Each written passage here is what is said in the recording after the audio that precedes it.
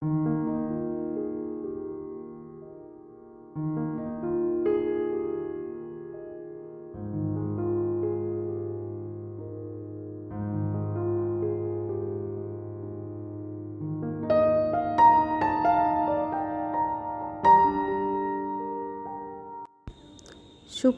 বন্ধুরা, tips blog and Tojo চ্যানেলের আরেকটি নতুন ভিডিওতে আপনাদের সবাইকে স্বাগত। আমি শাশ্বতী চৌধুরী, আর আজকের আরেকটি নতুন ব্লগ শুরু করছি আপনাদের সকলকে সাথে নিয়ে। তো এখন ঘড়ির কাঁটায় ওই 6:45 বাজে, আর আজকে দেখুন কি সুন্দর একটা গোলাপ ফুলের কুঁড়ি দিয়েছে, মানে দেখেই মনটা ভরে গেল। তো ছেলে দেখে তো খুব খুশি, ও বলে মা ফুলটা যখন বড় হবে আমার কিন্তু এর সাথে একটা ছবি তুলে দেবো। আর তার সাথে সাথে আমি রান্না করে চলে এলাম দুধটা গরম করার জন্য, কারণ এটা কালকে নিয়ে এসেছিলাম, ফ্রিজে রাখাই ছিল। এটা বেশি দিন তো রাখা যাবে না, খারাপ হয়ে যাবে। আর কালকে রাত্রে ভুলেও গেছিলাম গরম করতে, তাই আজকে ফার্স্ট কাজ আমার ওটাই। আর আজকের আমি ব্লগটা শুরু করছি আমার স্কিন কেয়ার দিয়ে, কারণ মুখে প্রচণ্ড ট্যান পড়ে গেছে। রেগুলার স্কুল যাওয়া হচ্ছে, 4 টাইম বাইরে বেরোনো হচ্ছে, মানে একবার ছেলেকে দিতে যায়, একবার ফিরে আসি নিজে, তারপর আবার নিতে যাই, তারপর আবার ফিরে আসি ওকে নিয়ে পরে। তার জন্য হাতে পায়ে মুখের অবস্থা খুবই একদম যাচ্ছে তাই হয়ে গেছে। যেই দেখছে সেই বলছে তুই এত কালো কী করে হয়ে গেলি।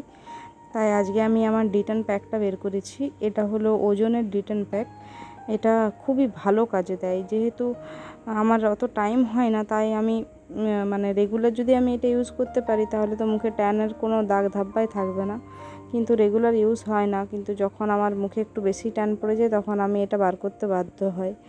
আর এটা যদি সপ্তাহে 2বার লাগাই তাহলে মানে ফেসটা অনেকটাই উজ্জ্বল থাকে এবং সমস্ত ট্যানগুলো উঠে যায়। আর এই যে ব্যাগটা দেখছেন, এই ব্যাগটাতে আমার সমস্ত স্কিন কেয়ারের জিনিস থাকে, মানে এই ব্যাগটা নিয়ে আমি সব জায়গায় যাই, তার জন্য এই ব্যাগটাতেই আমি রেখেছি। আর এই ছোট ছোট ডাব্বাগুলো দেখছেন, এগুলোতে কিছুটাতে আছে হলুদ, কিছুটাতে আছে চালের গুঁড়ো, নইলে কোনোটাই আছে মসুরের গুঁড়ো, মানে সব ন্যাচারাল জিনিস। এগুলো আমার রেডি করাই থাকে। আর এদিকে তোজো ওই গাছের কুঁড়ি দেখে ও বলে মা আজকে আমি গাছে জল দিয়ে দেবো। আর এই বোতলটা যেহেতু ছিপিটাই ছোট ছোট ফুটো করা আছে, তাহলে বেশ ফোয়ারা টাইপের দেখতে লাগে, ওর বেশ মজা লাগে, ও খুব এনজয় করে গাছে জল দেয় ওকে যদি বলি। তো তার সাথে সাথে গাছে জল দেয় ঠিকই, আর তার সাথে সাথে আমার কাজও অনেকটা বাড়িয়ে দেয়। এমনভাবে গাছে জল দিচ্ছে ঠিক দেখে মনে হচ্ছে যেমন ঘুগনিতে বা আলু কাবলিতে বিট নুন ছড়িয়ে দিচ্ছে। তো ওকে আমি বলতেই হেসে অস্থির হয়ে গেল, আর বলে মা তুমি সকাল সকাল এমন ঘুগনির নাম করে দিলে, আমার এক্ষুনি মনে হচ্ছে একটু ঘুগনি খাই। কিছুদিন আগে যখন গরমটা একটু বেশি পড়েছিল তখন আমার আরও কয়েকটা গাছের কালেকশন ছিল, কিন্তু ওই 2 দিনের জন্য বাবার বাড়ি গেছিলাম, আর টবেই গাছগুলো লাগানো ছিল, যদিও ছাওয়াতেই ছিল, কিন্তু এসে পরে দেখি গাছগুলো মরে গেছিলো। তার মধ্যে ছিল একটা জুঁই ফুলের গাছ, আর একটা কি নাম জানি না, কিন্তু বেশ সাদা সাদা ফুলটা হতো, আর প্লাস্টিকের মতো দেখতে ছিল, ফুলটা বেশ সুন্দর হতো, কিন্তু জানি না কি গাছ ছিল ওটা, ওটাও মরে গেছে। তো এদিকে দুধটা গরম হয়ে গেছে, তো যে সকাল থেকে কিচ্ছু খায়নি, তো ওকে বললাম এখন তুমি দুধ আর বিস্কুট খেয়ে নাও, তারপরে জলখাবার দেবো। তো এই দুধ দেখলে তো নাক ছিটকোয়, কিন্তু দুধের সাথে যদি ভাত মুড়ি দিয়ে যদি দুধ দিয়ে মেখে দিই তখন কিন্তু খেয়ে নেয়। আর এই যে ও খাচ্ছে, তো যতক্ষণ না ও দুধটা ফিনিশ করছে ততক্ষণ আমাকে দাঁড়িয়ে দাঁড়িয়ে দেখতে হবে, নইলে ও কী করে জানলা দিয়ে দুধটা ফেলে দেয়, নইলে বাথরুমে যেয়ে পরে দুধটা ফেলে দিয়ে ওই জল ঢেলে দেয়, দিয়ে এসে পরে আমাকে দেখায় মা দেখো ফিনিশ হয়ে গেছে। এতটাই দুষ্টু।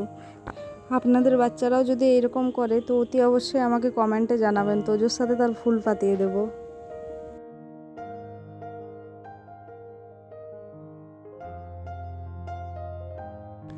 কাল গেছিলাম একটু ফুলের মার্কেট, মানে আর্টিফিশিয়াল ফুলের যে দোকানগুলো হয় সেখানে গেছিলাম, আর এখান থেকে ওই এই ফ্লাওয়ার ভাসটা নিয়ে এলাম, আরও কয়েকটা জিনিস নিয়ে এসেছি, ওটা নেক্সট ব্লগে দেখাবো।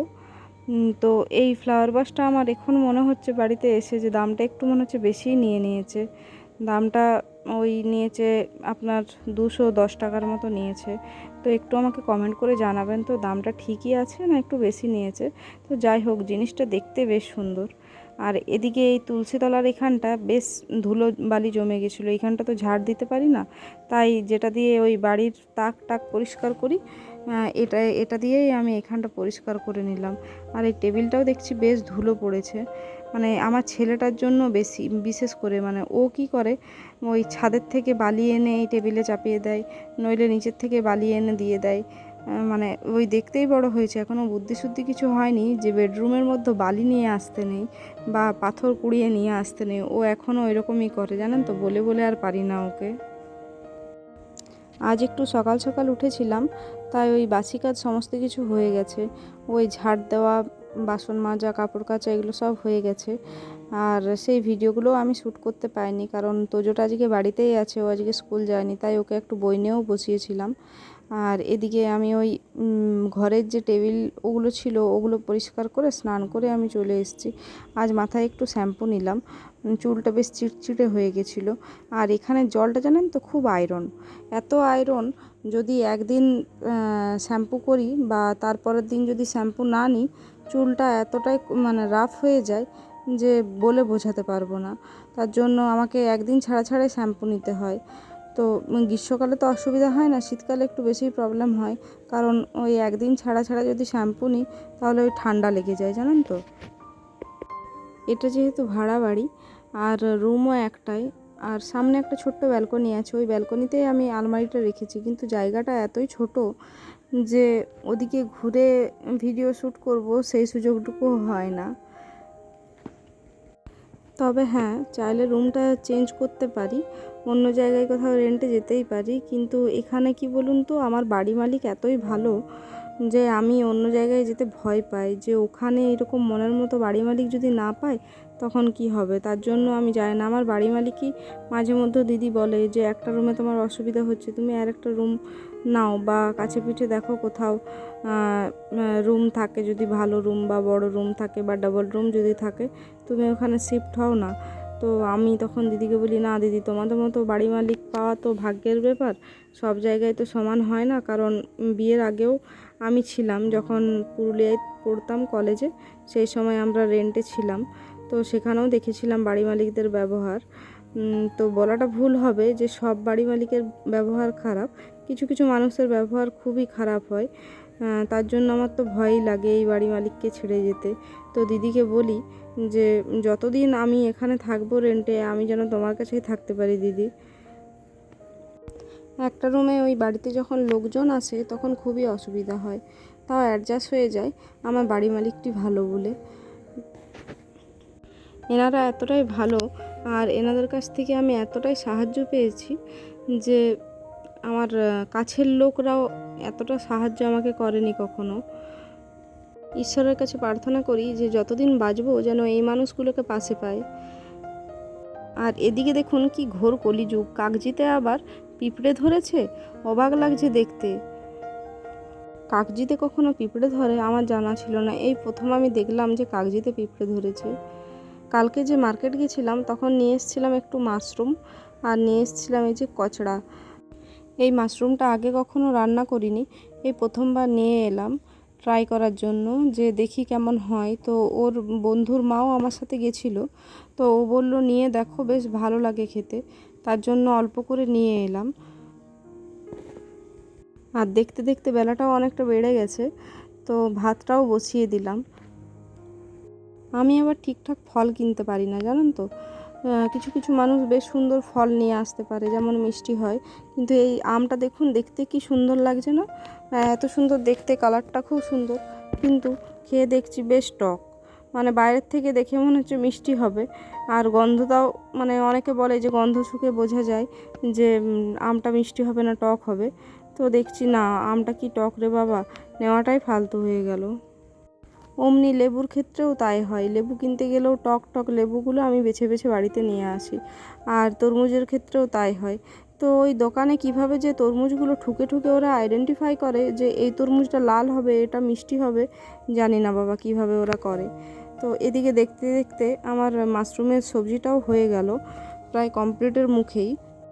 অল্প একটু ক্যাপসিকাম ছিল, তো ক্যাপসিকামটাও আমি মাশরুমের সাথে দিয়ে দিলাম। ক্যাপসিকামের গন্ধটা আমার ছেলের খুব ভালো লাগে, আরও ক্যাপসিকামটা খায় না, কিন্তু স্মেলটাও খুব পছন্দ করে।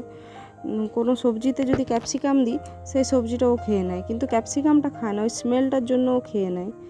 তো সবজিটা তো হয়ে গেছে, তো টেস্ট করে দেখিনি এখনও যে কেমন হবে। তো আশা করছি ভালো হবে। আর এদিকে খসলার সাথে কচড়াটা রান্না করেছিলাম, কিন্তু কি জানেন তো, কচড়াটা যখন খেয়ে দেখছি তখন দেখছি বেশ তিতো। কী কারণে যে তিতো লাগছে বুঝে উঠতে পারলাম না, আর জানিও না, ওই সকল তো এক্সপিরিয়েন্স নেই সবজি কেনার।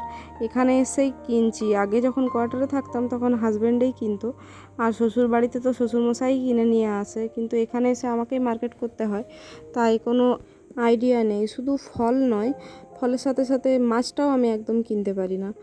যেমন মাছের মধ্যে ওই ইলিশ মাছটা চিনি, চিংড়ি মাছটা চিনি, রুই মাছ চিনি, আর ওই তেলাপিয়া যে মাছটা হয় সেই মাছটা চিনি, বাদবাকি আমি কোনো মাছ চিনি না। কোনটা যে কী মাছ সেটা আমি বলতেও পারবো না। আর এই সকল তো আগে তো করিনি কখনো।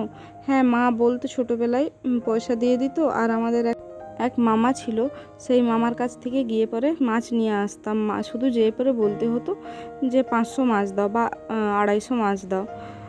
তো সেইভাবেই মাছ কিনে অভ্যস্ত, কখনো আইডেন্টিফাই করে মাছ কিনিনি।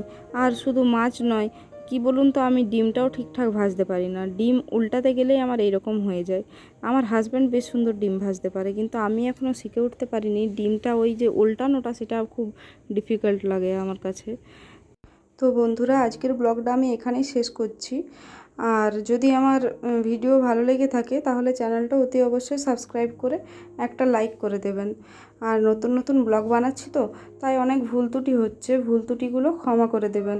আর প্লিজ কমেন্টে জানাবেন আমার ভুলগুলো।